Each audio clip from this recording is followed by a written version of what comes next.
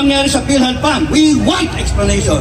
Ano nangyari dun sa 1.4 billion na blood control program na bumabaha? BBM, kung natidinig mo ako, binibigyan namin kayo ng pagkakataon sagutin ang hinanaing ng taong bayan. Number one, you take a hair follicle drug test. Pero alam namin, di mo papansinin. Bakit? Kasi alam mo, positive ka. Merong presidente na bangag. Patunayan mo, hindi ka bangag to. Sana po tayo pera. We want explanation. Ano yung nangyari sa PhilHealth Fund? We want explanation. Ano nangyari dun sa 1.4 billion na blood control program na bumabaha pa rin? Magandang gabi sa inyo lahat. Mga kasama, ay suunan mga Mandoy. Magandang gabi sa inyo lahat. Thank you thank you. At isang honor yun nandito kami. Isang honor. Kasama namin yung mga ingal, commander ng Filipino Guerrilla Forces. Tawag nyo lang, itaas yung kamay nyo. Makikilala kayo mga nandito. At yung mga nakikinig na Filipino Guerrilla Forces all over the country. One time, big time. Yes. One time, big time. Tapusin na natin to. Tapusin na natin to. Kasi mali. Okay. Bakit tayo nandito? Ay, hindi pa nakakilala sa akin. Ako si... Anong pangalan mo? Dado Enrique. PMA class 1983. First captain ng klase. Ibig sabihin nun, barumbado. Barumbado. Baron ng klase. Scout Ranger, US Ranger, Airborne. Yes, sir. Nuclear, Biological, Chemical Defense. Dami. O nga eh. Dami. Cook. Sundan ng kanin. Dami. Mamamatay tao. Yes. Noon, ngayon hindi na. Mabit na ako. Maraming salamat sa inyo. Okay. Bakit tayo nandito? Kung tatandaan ninyo, 2 taon mula noon, may 10 taong kumandidato. Humingi ng tulong natin. Humingi ng tulong, pinaunlakan natin. Pinakinggan natin yung sinasabi niya.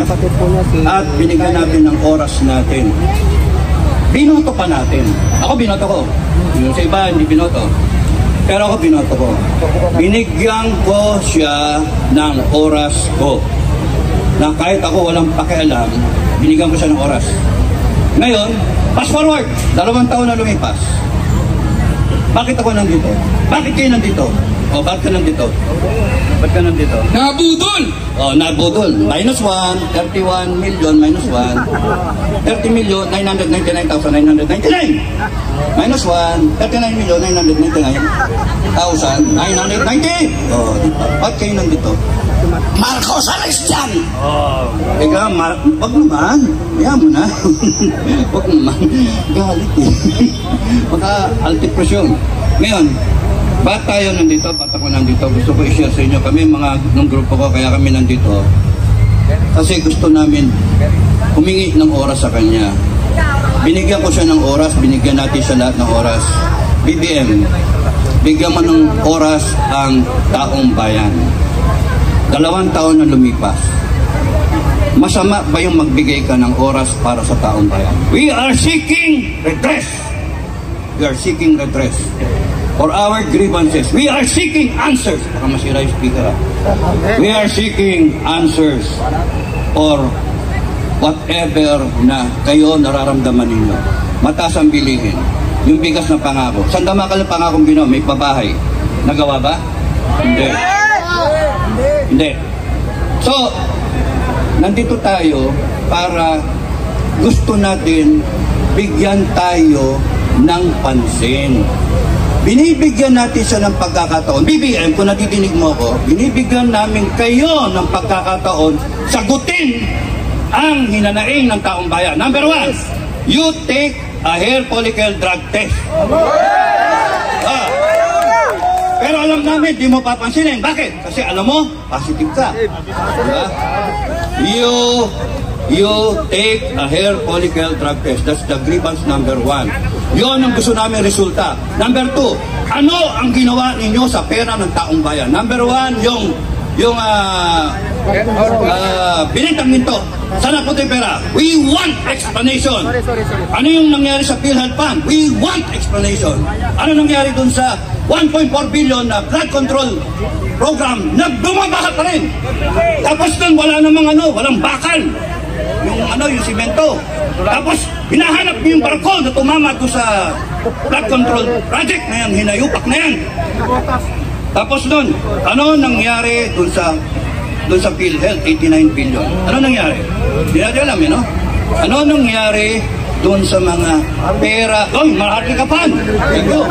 500 billion, napondohan ng 250 billion, nasaan na? Kumikita ba? Pera ng taong bayan yun. Pera yun ng mga empleyado. And yet, walang sagot. Pero kayo, sinasagot ninyo yung grievances ninyo. Ano yung grievances ninyo? Takot na takot kayo kay Sara. Takot na takot kayo kay Duterte. Kay Digong. Hindi yun ang gusto namin. Ang gusto namin, sagutin ninyo. Please, sagutin ninyo. At kayong mga nakapaligid kay Marcos, kayong mga AFP at mga PNP, pakiusap, wag niyong aawayan yung AFP, PNP. Nasasaktan kami. Galing kami doon. May mga kasama kami ng ex-PNP, may kasama kaming mga ex-military. No? Hayaan nyo lang sila. Bakit? May trabaho silang ginagampanan, mas malaking problema nila. Kung hindi sila tutugon sa hinanaing ng taong bayan, tayo ang tutugon sa hinanaing natin. Tayo. Wala nang iba. Tayo. Tayo ang hihingi sa tulong sa sarili natin. Kung hindi sasagutin ng gobyerno ang problema ng taong bayan, tayo ang tutugon. Tayo ang sasagot. Why? Because we are above everyone. We have the sovereign will. Tayo yung pinakamatas. Ito lang yung konstitusyon. Ito lang. Tayo. Ito. We, the sovereign Filipino people, imploring the aid of Almighty God in order to establish a democratic and just society that shall, and a government that shall embody our ideals. Ideal ba yung magdurog tayo? Ideal ba yung magnakaw? Yung anak mo nga magnakaw, papaluin mo sisitahin mo Yung Kongreso, pinaplanter tayo. Ano? Bawal ba Bawal ba magalit? Makontempt. Iyo, contempt. Yes or no? Tayo ninyo. Yan ang sagot nyo. Yan. Ikaw, kilala mo kung sino ka, convicted ka, nagko-contempt ka ng tao. Hanip ka. Pakamulan ako ng boses modulate ko Ikaw. Convicted ka, criminal. Anong ginagawa mo dyan? Diba? Kaya may bukas ka rin. Kaya nga, hindi dapat na inaapi. And now, what you're trying to do, after the people are saying lahat ng grievances nila, binabaliktad din yung konstitusyon. Ginagamit yung konstitusyon laban sa amin. Tama ba yun? Mali! Ba't ang hina ng sagot nyo? We, the sovereign Filipino people, do ordain and promulgate this constitution. Batas natin yun, kaya hindi kahit sinong Supreme Court, kahit sinong lawyer na hindi naintindihan yan, talaga, sorry, hindi nyo naintindihan. We, the sovereign Filipino people, tayo ang masusunod. We, the sovereign Filipino people, walang Pilipinas kung walang taong bayan. Walang gobyerno ng Pilipinas kung walang taong bayan. Walang konstitusyon kung wala yung taong bayan. Tayo nag-ratify. Isa ako sa nag-ratify. Ikaw, matanda ka na rin. Nag-ratify rin to. Sino matatanda rito, mga senior? Nag-ratify kayo ng Constitution 1987. And we saw to it na meron tayong konstitusyon sa ngayon sa kagustuhan natin. To ordain, binasbasa natin, and promulgate this constitution. Ano problema ngayon? Anong ginagawa nila? Binaboy! Yun lang ang salita. Binaboy! Pinorkipik! Yung constitution natin. Huwag masyadong magalit. You are weaponizing the constitution laban sa Pilipino. Bakit? Makinig kayong lahat, tao sa gobyerno. From President, Vice President, love you Sara, Vice President, Congress, Senate, Armed Forces of the Philippines, 3 branches of government. Pakinggan ninyo, galit ang taong bayan. Napakahirap bang intindihin nun? Galit ang taong bayan. Ako galit na matagal ako magpasensya. I have a high tolerance for pain. Hindi na, okay lang. Hiwa-hiwain nyo ko, tatawanan ko lang yun. Patakan nyo ng kalamansi at asin, tatawanan ko lang yun. Tanggalin nyo yung kuko ko, okay lang sa akin yun. Kuryentin nyo ko, okay lang sa akin yun. Dinaanan namin sa akademiyan. No? Usap-ising nun eh. Kaya, pag kami nagre-reklamo na, ibig sabihin, matindi na ang galit ng taong bayan. Matindi na ang hinaing ng taong bayan. Kaya pag kami nagalit, huwag na nating paabutin ito na kami mismo, BBM, makinig kayo, taong dalay, huwag nyo nang paabutin na kami mismo magdedeklara ng People's Court. Naintindihan nyo yung sinasabi ko? People's Court. Kami mismo ang liliti sa inyo. Kami mismo.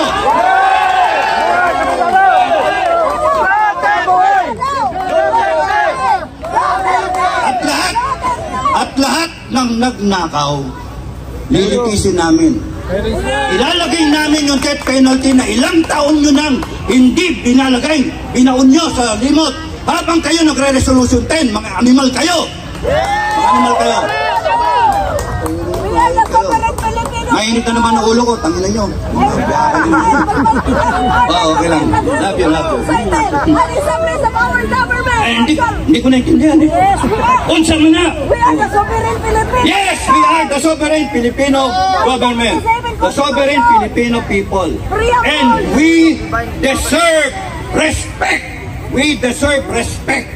Hindi tayo dapat takutin. Nawawala na ako ng boses ha. Hindi tayo pwedeng takutin.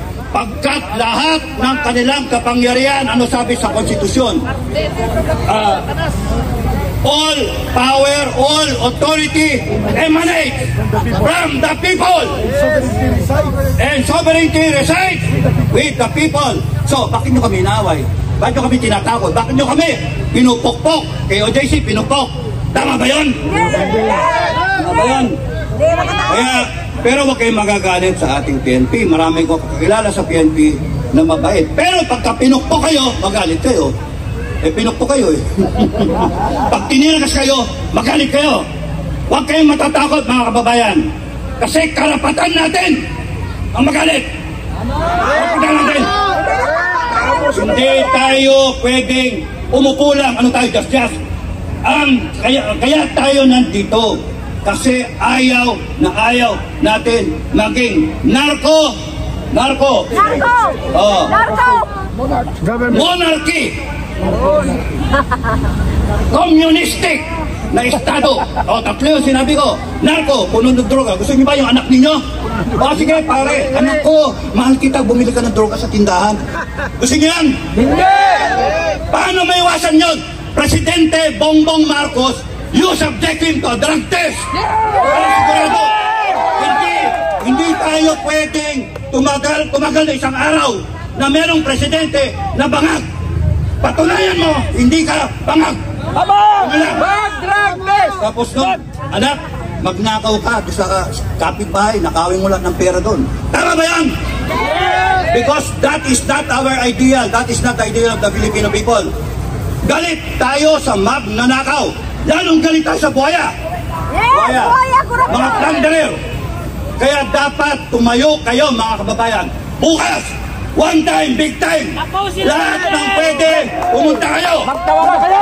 Pilipino, pumunta kayo. Yung mga nasa probinsya, pumunta kayo sa probinsya ninyo. Ewan ko, mahal ang traffic, mahal ang aeroplano. Pumunta kayo sa inyong mga lugar at doon kayo sama-sama magtipon. Cebu, Mindanao, lahat ng area. At kunan ninyo, mag-live kayo. Ipakita nyo at minomonitor tayo ng Amerika. Gusto nilang makita na lahat tayo nagagalit. Hindi pwede ito. Hindi pwede. We, the sovereign people, will say, it is enough. Ayaw na namin ito.